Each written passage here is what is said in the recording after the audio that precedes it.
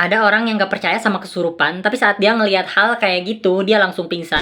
Ngomong-ngomong soal pingsan, gue juga punya pengalaman tentang hampir pingsan waktu sekolah. Saat itu gue pertama kali masuk sekolah SMP ya, dan kita semua dijemur di lapangan di siang yang sangat-sangat terik. Berdiri sangat lama untuk mendengarkan pidato seorang pemimpin regu kita masing-masing. Dan ya, mengingat hal itu sangat-sangat panas sekali ya, bener-bener terik. Dan gue udah mulai gerak-gerak kayak gini.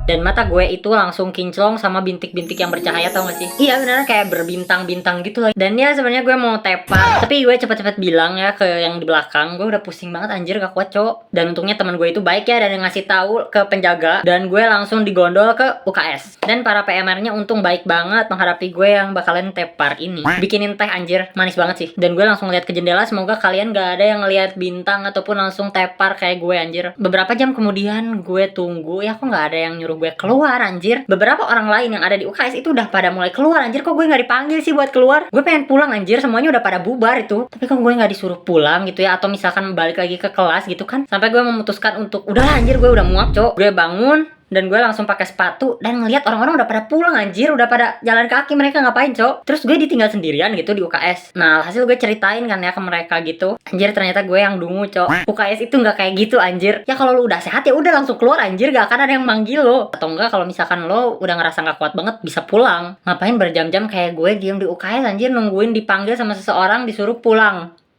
Gak akan ada yang manggil gue anjir. Itu sih pengalaman yang gue rasain, itu malu banget anjir. Gue kira kalau di UKS itu nungguin dipanggil sama PMR-nya gitu loh, kak udah boleh pulang gitu, kak udah boleh keluar dari UKS gitu.